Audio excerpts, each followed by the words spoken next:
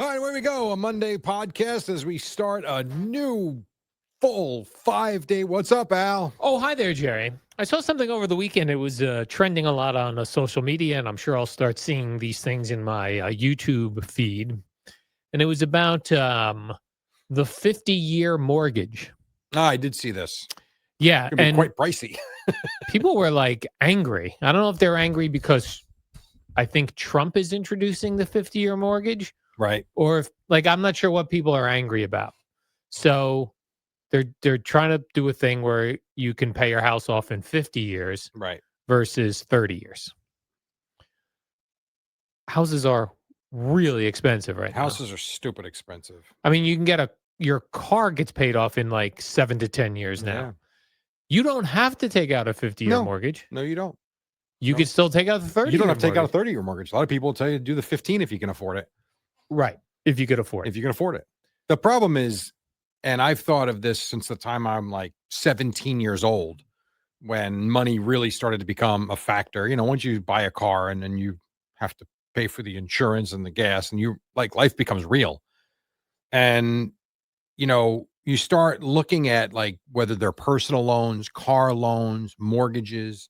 But it should be illegal. like I know they have to make money. I understand that.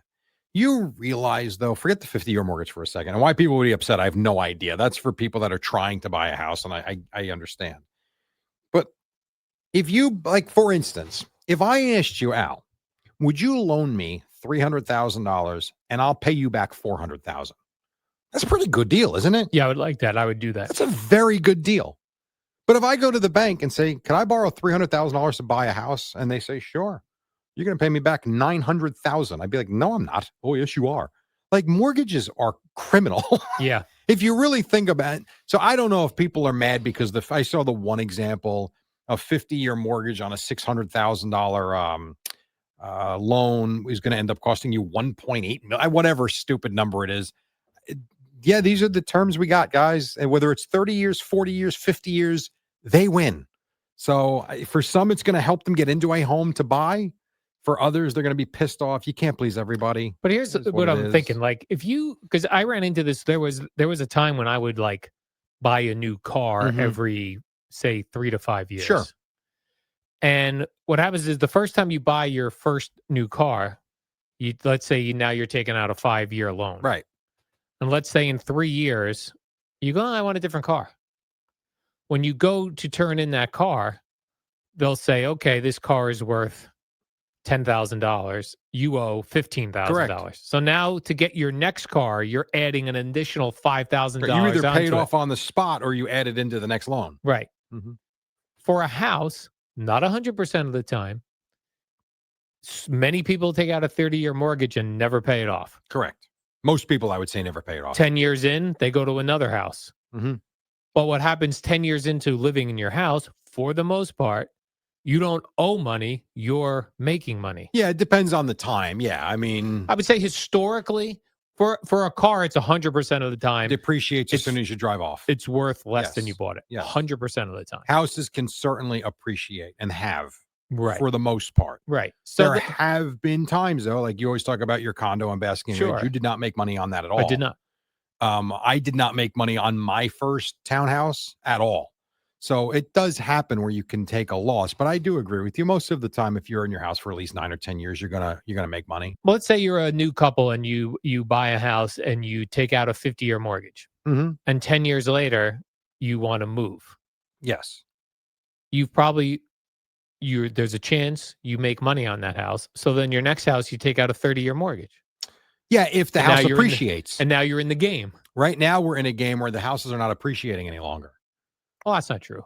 Where I live, the home prices have been flat for a year.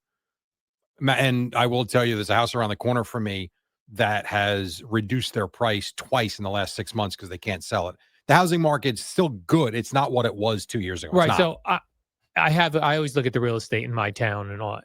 You live in a beach town, though. You got to remember that. I know, but still, what's happening, though, and maybe is happening in your neighborhood and these other, is that because it got so crazy, people now that the market has cooled off, are still putting their houses up for way more than they're currently worth. For sure. And now you're seeing What I'm price drops. right. What I'm saying is if you buy now, you're buying high, and the houses are still not on the rise like they were. They've kind of leveled off.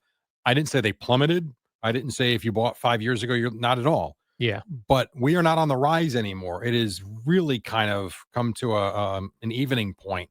So if you buy now, just give an example. If you buy a house now for $700,000, that is not going to, because it's not worth $700,000, and you do a 50-year mortgage. Let's say you want to move in 8 years from now. How much money do you think you've paid off on that $700,000? Now, the down payment's a different issue, but that's money you're putting out. So if you get that back, all you're doing is getting back money you put out. How much are you really making on that? I'm not saying I would or wouldn't do it. I think a lot of people are desperate to buy a home and get in. I'm just going to play devil's advocate with you. There is a path where you could be in that house for 10 years and not make a dent in it, because when I'm trying to think of a 30-year mortgage, I believe it is the first 13 years, like you pay very little principal down. It's so much interest. Yeah. Well, now it's a 50. And I would have known we would have done this. I would have done an amortization chart, which really would have told us, because it's going to be mostly interest and property taxes you're paying. It's a game. You're in the game. It's a game. Yeah. Yeah. I don't know. Like you can't, like the car loans went from 3-year loans and they jumped to 5-year loans. Yes. And that was like a big thing. Yeah. Like I remember my father thinking like, you got to be crazy to take out a 5-year loan on a car. Mm-hmm. And now I think they're at least 7 years. They may be 10 years now, even on a car loan. I've seen 8. I haven't seen 10. 10 would be interesting. But I've seen 8. If my parents were taking out a 30-year mortgage on a house in 1966 or 1969, actually, when I was born, right, and it was a 30-year loan, and the price of houses compared to what people are making have gone out of control. Correct. How do you not increase the number of years on a mortgage? Agreed. Otherwise, the only people who can be buying homes are the people that already have a home to sell to then buy their next home. Correct. Right? Yeah. It'd be hard to save money. Yeah. For sure. Yeah, I really don't know how most people are. Oh, we talk about this all the time. How people are piecing these, how people are doing things. I don't either. I have no idea. I have an amortization calendar schedule, excuse me. $500,000 loan, 50-year mortgage. Yeah. Current rate 6%, which I expect to fall to, but 6% is what it is right now.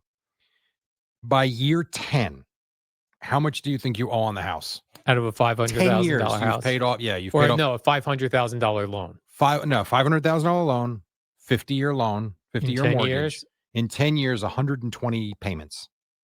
I'm going to say you've paid off $100,000.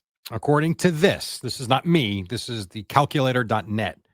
After year 10, you will still owe $478,000. In 10 years, you will have paid off $21,000. Yeah. And then it's where it starts to go the other way. How about this one? After year 26, you will still owe $401,000. It's when it starts to become all principal on the back end is when it starts to sharply decrease. But you're talking about being in years where you start to really make a dent. Yeah. Year 30 is when you start to take $10,000 of principal off at a time. It goes from 10 to 11 to 12, then starts multiplying. Yeah. Do you imagine you pay off a loan for 10 years and you've only knocked $20,000 off it?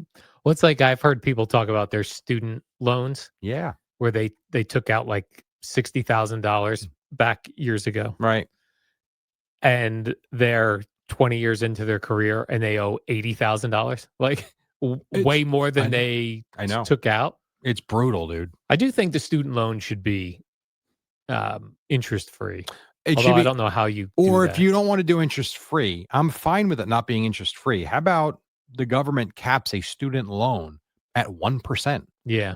So the people loaning you the money still make some money, but you got to give kids a chance, for God's sakes. It is. It's like legalized crime. Mortgage, in my opinion. And I have one. A mortgage. Yeah. But you ever look at it, it's like all the money goes to nothing. Yeah. It goes to property, to like I look at my mortgage statement every month and I want to throw up. I look at my mortgage statement and 90% of it is interest and the schooling system with the property taxes. I get nothing for my money. Yeah. Nothing. My own fault. I'm like, right here. I get it. But holy God, it's really something. Yes. Yes, it is. You look at this repayment schedule. Good God. It also got me thinking, because I always look at property, even though I'm not looking to move. I like to look at property. Okay. And there were a couple condos in my town that are for sale. They're not on the water, but they're in. You can walk to the water. Right. Yeah, it's walking distance. And I love to look at what the HOA fees are, the homeowners association fees, and then I like to look around the property. So I'm like, okay, I look at this condo's for sale, and their HOA fees are like 5 something. I'm like, and I'm looking at a parking lot and a couple shrubs. I'm like, what? Why is this $500 a month from each unit? Yeah. I know you might have to, you're getting ready to sock money away for when you need to put a new roof on and you need to put new shingles on it. But what is all the other money going? You have to find out, is heating and air conditioning included? Is the water bill included? Is garbage removal included? Because that's where things can add up. Yeah. I have with my property, when I lived in Brick, we got water was free and garbage pickup was free. Is it in a condo? No, it was a house. Oh, in your house. We lived in a house in Brick. No, there were no HOA fees. I'm just talking about property taxes. When we lived in our townhouse, when we had the monthly fee, it was, now this is going back to when I got married, I moved in before I got married. So 98, 99, 2000, 2001, we were in the townhouse. I believe it was $310 a month back then. But garbage was included, heat was included, snow removal, trying to think what else. There were a few things, the taking care of the property like you're referencing. It didn't seem so awful to me, though it still was a lot for a 25-year-old. The ones that get me I had a friend that was in a condo complex, and he had to pay for his own heating and air conditioning. The only thing he realized he was paying for was the landscaping and garbage pickup. That was it. And it just didn't equate to what they were paying. Yeah. But like you say, you have to save for when things break. Yeah. Yes. It just seems like, it's different when these condo associations have a pool. Yeah. And a gym and all these other things. If you don't have any of that on your property, what am I paying for? And you've referenced this many times too. You move in and, if they, after a year, they're like, yeah, we're raising it. Well, what do you mean you're raising it? I don't want to, well, then get out. Yeah. You got to either move or pay it. Or one of the things I never looked at, and the condo I'm in now has they've done a really great job with their money and their and their books. Okay. But I never would have thought to even look at it. So they disclose everything to you? Yeah, they do. But I know they have to. Okay. But I don't ever remember taking that into account. I mean, I'm lucky I'm in a place now that they do know, it's not, every time I look at a condo, the association fees are more than I'm paying. Right. And I know we're prepared for the future based on what's in the bank and all that stuff. But I didn't really research that before I got in there. I didn't even think to do that. But now you would going forward. No, I would going forward. Yeah. But when the market is so competitive, if you're looking to get into a place and you're like, let me look at you don't have time to look into that. They'll be like, well, I got another offer. Correct. So if you're looking into 9 the fees, people waiting for this place. You want it or not? Yeah. It's true. So man, that's crazy. Yeah. Life is expensive, man. It is. It's very expensive. We were talking earlier off the air, like the commercials they were running during the football games. The New York City Police Department recruiting, looking for new officers. And it's, it says, hey, starting salary, $60,000 and $125,000 after 5 years. It's nice raises for sure. But I sit there and say, you make $60,000 working in New York City. Clearly they don't want you living in New York City, because I don't know how you could. Yeah. Doesn't make any sense financially. It's this tough. It's tough. Like that in a lot of towns where, let's say it's a wealthier town. The cops can't live there because they don't pay.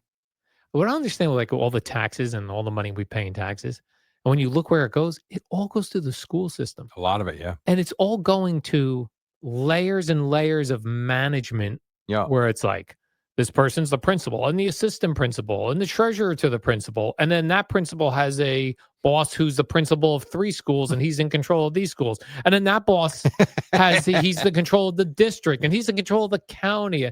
How many layers? I don't know. And then the kids come out dopes.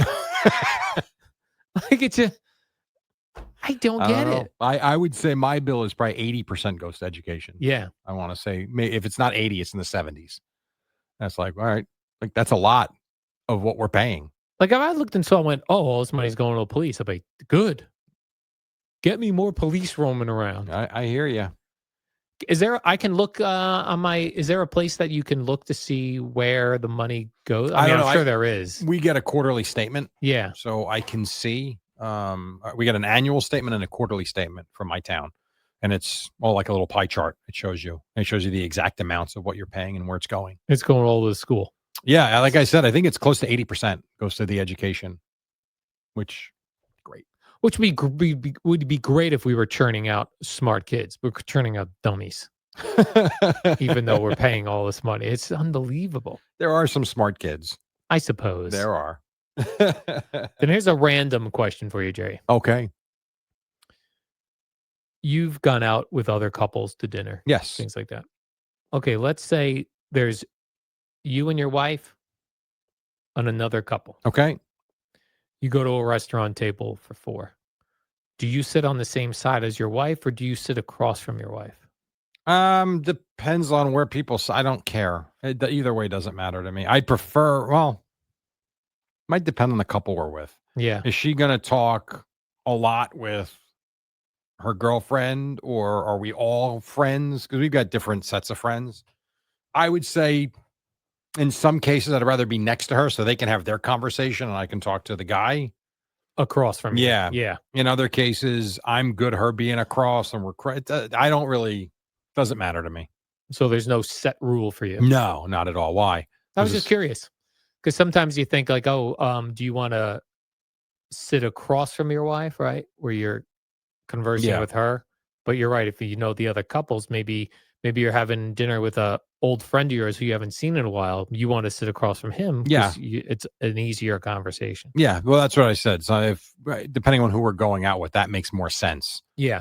But it's not something that we do routinely or even think about until we get there. What about this move? I saw this from Sean Marash over the weekend on Twitter or Facebook or something. He wondered why some couples you'll see, just you and your wife go out to dinner. Mm-hmm. You'll both be sitting on the same side of the table. That I've never done. Yeah. I've never done that. I don't think my wife wants any part of sitting next to me like that. Gina does that sometimes. She's like, sit over here. I'm like, that feels weird. And then you got the whole other side open. Yeah. Yeah. I've seen it. I've never done that. The only way I think it could make sense is if you were at 18 and in love. All right, 2 times. There's a game on that you're both watching. Yes. And you both want the good angle. I could see that. Or you're at a restaurant that has like water views. Mm-hmm. And you both want to see the water. That makes sense. But a random restaurant. Yeah. It's weird. Yeah, I'm not doing that. Yeah. And then what do you do when she says it? Okay. No, sometimes I'll argue it. And sometimes I just can't fight anymore. And I was just like, hey, I'll come across. And then when my food comes, I go back to my side. Do you really? Yeah. That's actually funny. Yeah. This has been good. I'm going to go over and eat now. I was like, how am I going to, I can't, otherwise, you ever like just try to turn and talk to somebody? It's a weird. It is. I agree. It's much easier weird. face to face, head on. Yeah. Face to face. I would agree with that. If you go to a restaurant where there's half the side of the table is a booth and then the other side of the table is individual chairs, do you have a preference? No, I do not. I feel like women default to the bench. Booth, to the bench, to the bench part. And I feel like men default to the individual chair. That's interesting. I don't know that I'm sure we have, but I can't remember a time where we've had one of those types of tables where it's mostly booth and then a couple of chairs.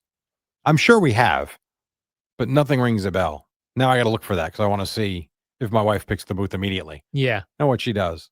Because I always assume like guys are larger and they want the individual chairs that in they can. In most cases, that's true. That they can move around. Sometimes we're watching on TV. That's not the case right now. It's a large gal. Absolutely. Yeah. I got to see if that works. Yeah. I would like to be in the booth so I can hide. Hide in the booth. Yeah. The weirdest ones are the ones it's a full booth, but it's like shaped like the letter C. Yes. That's tough. I have to be seen like those. where you're sliding Especially into the if you're booth. in the middle and you got to get up and you got to go Yeah. to the bed. You feel trapped. Those I've been in. Yeah. Those I've been in. But in those cases, there have not been chairs with it either. Mm-hmm. It's been all that half moon booth seating. So, Yeah. Half moon booth seating. Half moon booth seating. Mm. Pretty much. How was your weekend? You had a very busy weekend. Oh, yes. I'm glad you asked. I forgot. Yes. I went to see Mark Cohn, the singer from Walking in Memphis. I was walking in Memphis. Yep. He has Parkinson's. Oh, God. And he has that classic kind of like far away stare. And he looked a little fragile. He had a really good voice. And it felt like a very authentic performance. Okay. Because he did a couple times, 2 or 3 times, he flubbed the piano. But I didn't mind it because it felt authentic to me that he was still performing the songs. Yep. It was good though. He did turns out Walking in Memphis. Yeah, I hope so. A couple other ones did some cover songs. Does he end with Walking in Memphis or open? No, in the middle. Oh, really? Yeah, it was interesting. That is interesting. So he was performing they kind of played together. She sang some songs and he sang some songs. He performed with Sean Colvin. Oh, I remember from Sonny Came Home. Yeah. That's cool. So they did a couple cover songs together. How many people? It sold out? It was not sold out. Really? Yeah, but it was a nice. But crowd. that's another thing where I always talk about if someone opens up like a sports business in my area and I don't know about it, that's a marketing issue. Mm-hmm. Not that Mark Cohn is Mick Jagger. I'm not saying that, but I certainly know that song. Sean Colvin, I certainly know by name. I had no idea that they were doing that. I've only seen it. I've gotten Facebook ads for that place, Monmouth University, where they put these shows on. They don't do a lot of shows, but I've gotten the ads on my whatever algorithm I'm in for Facebook. Interesting. Yeah. And that's how many people does the venue hold? Man, 1,000? maybe a little under. That should sell 700. Out. Yeah, it was a good crowd. I'm not saying it wasn't. That should sell out. It started exactly at 8:00 and ended exactly at 9:30. Perfect. Oh, that is beautiful. Perfect. You're home by 10:15. Yeah, that's not bad. Yeah. So you didn't go out and booze it up afterwards. Did not go out and booze it up afterwards. And how was your movie? I saw the Bruce Springsteen movie. I would say I really enjoyed it. Okay. I think it would be a tough watch if you're not a hardcore Bruce Springsteen. Oh, really? fan. I think so. Okay. I think so. Yeah, I don't really have much interest. Yeah. But I mean, I suppose can you stream it already or not no? yet? Not yet. When you can stream it, maybe I'll check it out. Maybe it was a lot about his relationship with his father. Okay. And why would that depression. Why would that not be an intriguing movie, even if he wasn't Bruce Springsteen? I think because if you don't know the album Nebraska, which I do not, which it is a lot of intertwined with the lyrics of the songs in there, and I think if you're not really locked in on that, it's harder to watch. Makes sense. But I enjoyed it. All right, good. That was a big weekend you had. Oh, Jerry, very big weekend. Very, very busy weekend. Very busy. Look at you. Very scary busy, Jerry. All right, let's do the warm-up program. We did that at 5 a.m. We did. And we'll be back here tomorrow again at 5 a.m. Do you think it feels like a short week since the Jets play Thursday night? No. Okay. Not yet. Not yet.